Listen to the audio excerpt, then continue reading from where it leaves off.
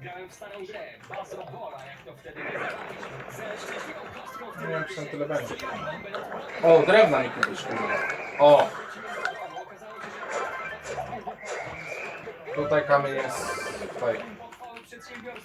No zresztą dam ci. Trzymaj. Łatwo z nimi. Wiedziałam, że prawowity właściciel się zjawi. Łyknęło to. wiesz co? Przypomniałem sobie, że Gdzie on zostawił tę formalkę, kurwa? Kurwa. Przegrałem.